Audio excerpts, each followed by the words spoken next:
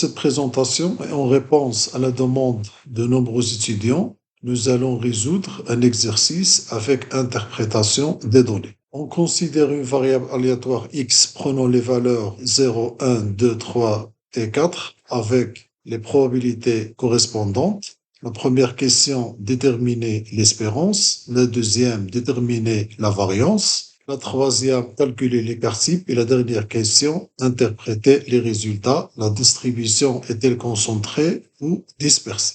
La première question, le calcul de l'espérance. On sait que l'espérance est égale à la somme des données x multipliées par les probabilités correspondantes. On trace un tableau. On multiplie x par les probabilités correspondantes. Donc, 0 multiplié par 0,1 est égal à 0. 1 multiplié par 0,2 est égal à 0,2. Et ainsi de suite. On fait la somme, on obtient l'espérance de x est égale à 2,1. La deuxième question, le calcul de la variance. La variance est égale à l'espérance des données x à la puissance 2 moins l'espérance à la puissance 2.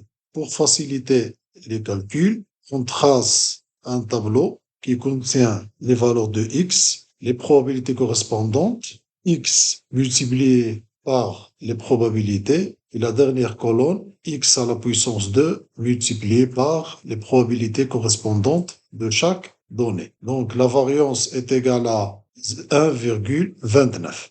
La troisième question, le calcul de l'écart type. L'écart type est égal à la racine carrée de la variance. Donc l'écart type est égal à 1,136. Arrivons maintenant à l'essentiel de notre présentation, savoir si les données sont concentrées ou dispersées. On peut suivre quelques étapes au simple.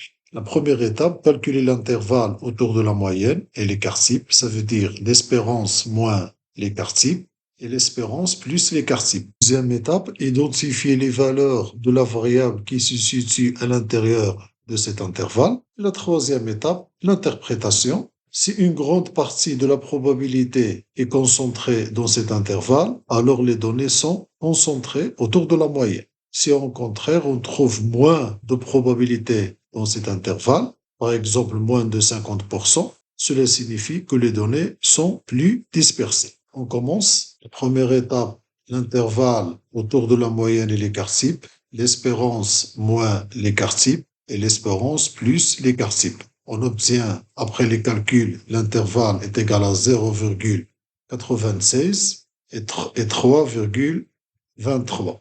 Les valeurs de x dans l'intervalle, la valeur aléatoire x prend les valeurs dans 0, 1, 2, 3 et 4. Celles comprises dans l'intervalle 0,96 et 3,23, on a 1 et 2 et 3. Les valeurs 0 et 4 n'appartiennent pas à cet intervalle, car 0 est inférieur à 0,96 et 4 est supérieur à 3,23. Probabilité de x dans cet intervalle, P de x est égal à 1 est égal à 0,1, P de x est égal à 2 est égal à 0,3, P de x est égal à 3 est égal à 0,3. La somme de ces probabilités est égale à 0,8. Donc, on a 0,8, ça veut dire 80%.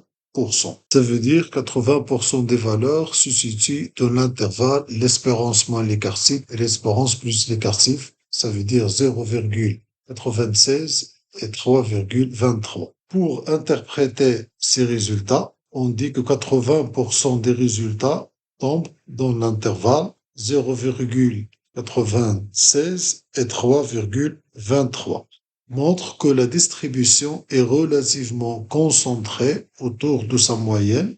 La plupart des valeurs, ça veut dire 1, 2, 3, se trouvent près de l'espérance. J'espère que vous avez bien compris l'exercice. Si vous avez des questions, vous pouvez les laisser en commentaire.